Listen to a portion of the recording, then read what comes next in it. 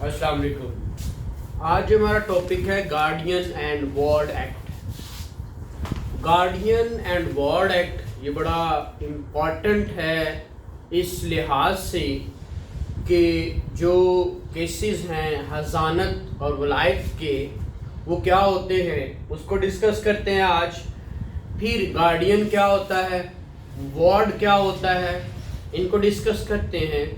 साथ में ये देखना है कि इनको जुरिस्डिक्शन किसकी है, कहाँ आप केस कर सकते हैं, क्या ये उसी तरह होता है जैसे सीपीसी में होता है, क्या इसको प्लेंट कहते हैं जो इसके हमने फाइल करना है। तो साथ में ये देखेंगे कि क्या क्या केसेस कौन कर सकता है, ये इम्पोर्टेंट है। फिर हज़ानत और वलायत में क्या फ़र्क है ये देखेंगे। साथ में देखेंगे कि अपॉइंटमेंट और डिक्लेरेशन में क्या फ़र्क है। फिर देखेंगे कि प्रोसीजर क्या है वन बाय वन, और कोर्ट ने जब ऑर्डर करना है तो किन किन चीज़ों को मद्देनज़र रखना है और कौन कौन सी ऐसी चीज़ें हैं जो हज़ानत, जो गार्डियनशिप डिक्लेरेशन करने के दौरान रिस्ट्रिक्शंस हैं वो देखनी है, और क्या क्या पास गार्डियन कोर्ट इस्तेमाल कर सकती है, वो जुरिस्डिक्शन में रहते हुए करेगी या जुरिस्डिक्शन के बाहर करेगी। तो ये सारी चीज़ों को आज हम यहाँ इस एक लेक्चर में देखते हैं जी। तो पहली बात ये गार्डियन एंड वार्ड एक्ट है जो 1890 में आया था, और उस वक्त अंग्रेज़ दौर से ये बना चला आ रहा है और उस वक्त से ये बड़ा ऑथेंटिक है। कोई चीज़ इसके अंदर ऐसी नहीं है कि जो चीज़ जिसका लाकुना हो। कुछ चीज़ें अमेंड हुई लेकिन खैर ये उसका वही है। तो इसका पर्पस क्या है कि बच्चे की कस्टडी प्रॉपर किसके पास रहेगी, और उसको कहते हैं वेलफेयर ऑफ माइनर।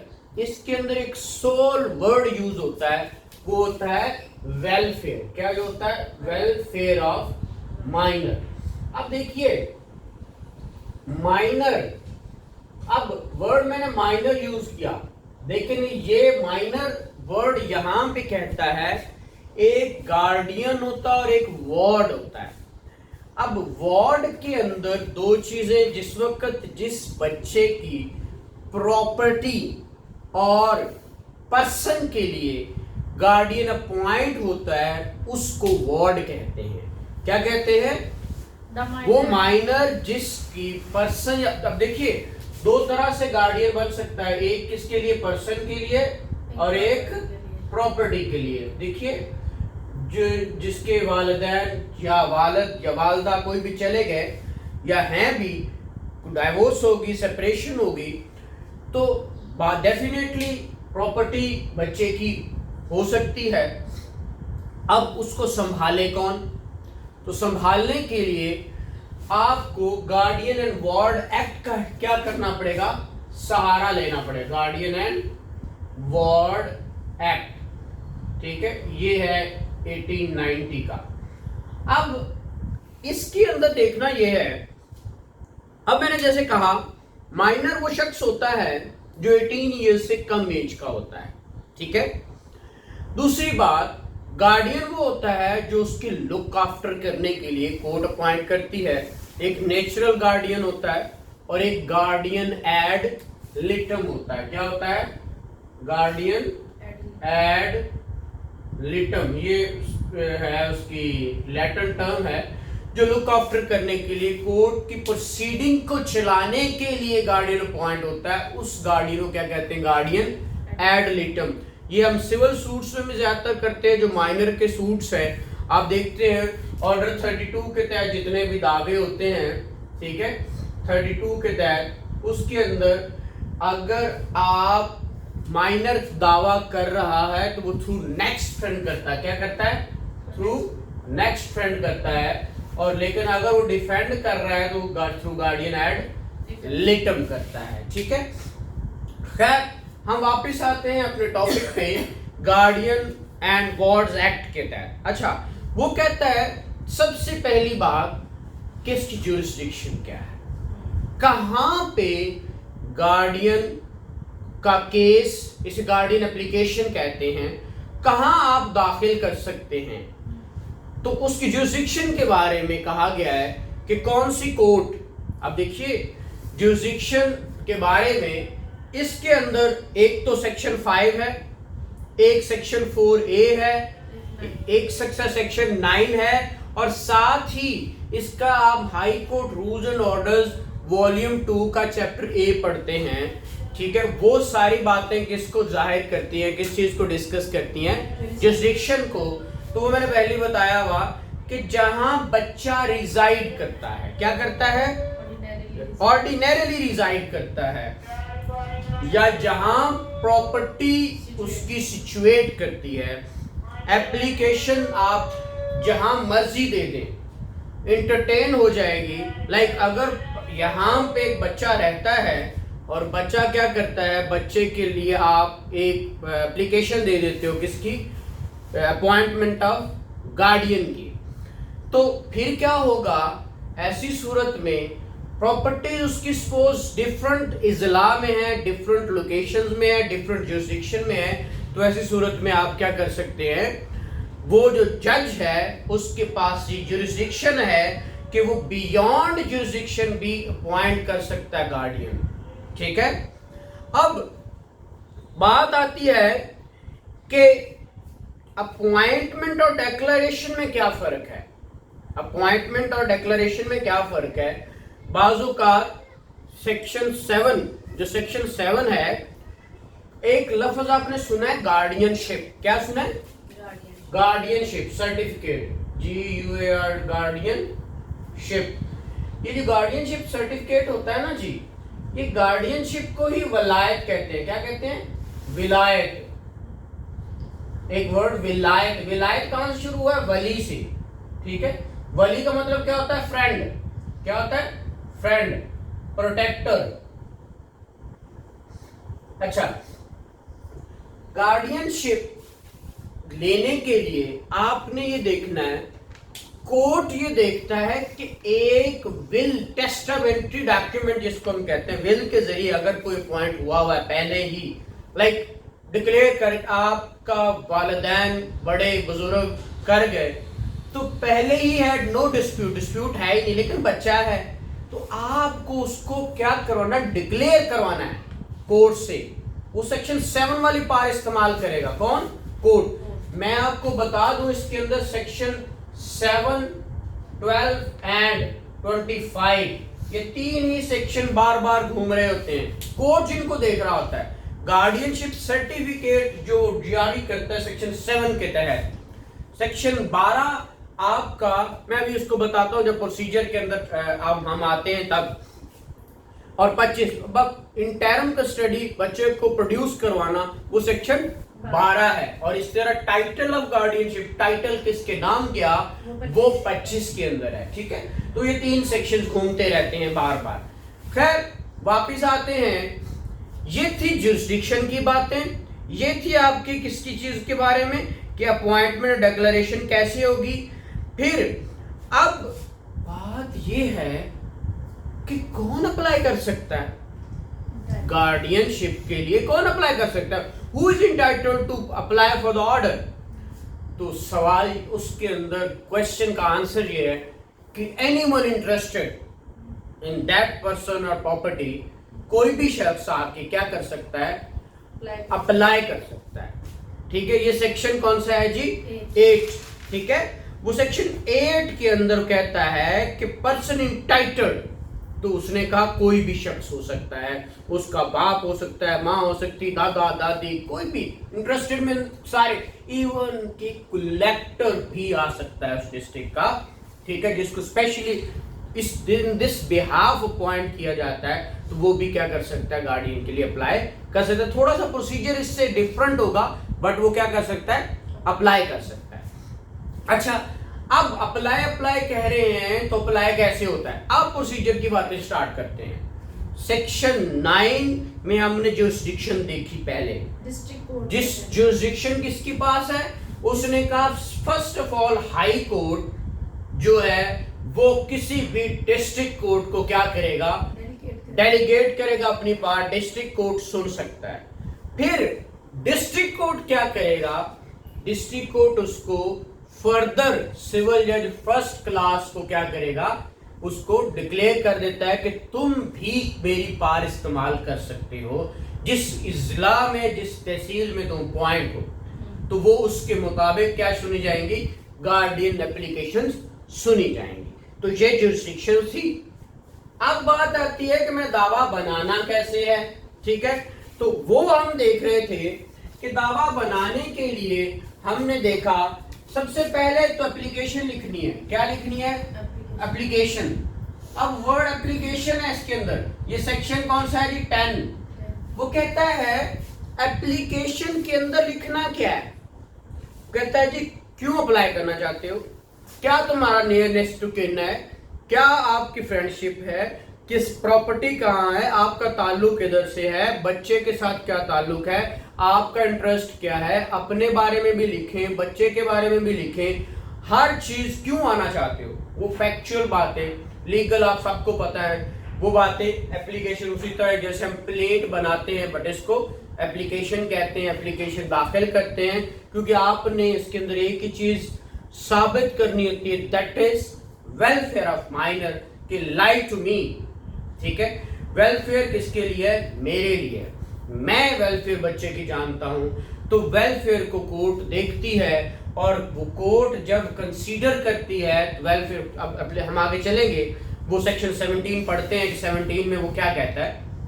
खैर अब हम देखते हैं कि जब एप्लीकेशन दे दी जाती है, 1 हो 2 हो 3 हो 4 हो जितनी भी हो, फिर कोर्ट उसको क्या करता है, जब एक्सेप्ट करता है तो फिर नोटिस समन होते हैं। नोटिस समन होने के बाद जब एडमिशन हो जाता है, एडमिशन क्या होता है, कोर्ट वो एप्लीकेशन एडमिट कर लेता है, तो उसके साथ आपको बाज़ सेक्शन 12 की एप्लीकेशन हम लगाते हैं। क्या लगाते हैं, अब जब आप एप्लीकेशन लिखेंगे तो आप लिखेंगे ना अंडर सेक्शन 7 कर रहे हैं, 12 कर रहे हैं या 25 कर रहे हैं, जो भी कर रहे हैं ये आपने लिखना होगा।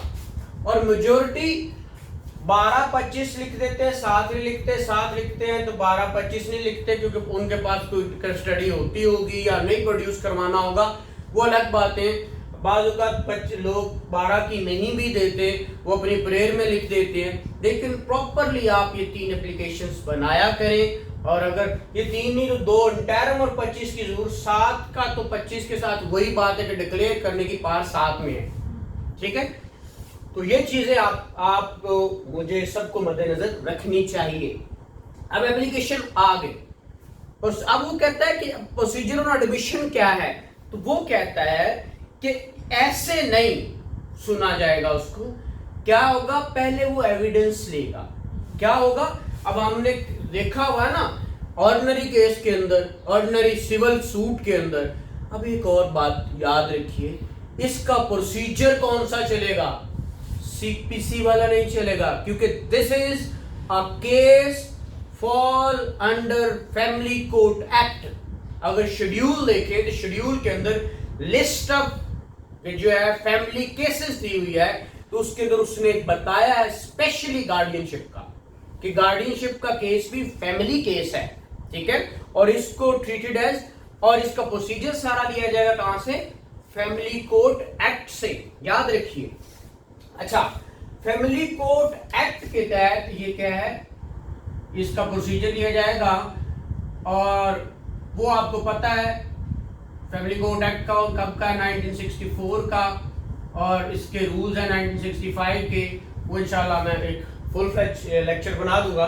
खैर पढ़ा भी हुए हैं सारे, आप यूट्यूब पे देख सकते हैं, अगर फेसबुक पे नहीं तो यूट्यूब पे पढ़े होंगे, नहीं तो यहाँ पे भी आ जाएंगे। अच्छा, बात आ गई एडमिशन के बाद उसकी रिकॉर्डिंग ऑफ एविडेंस।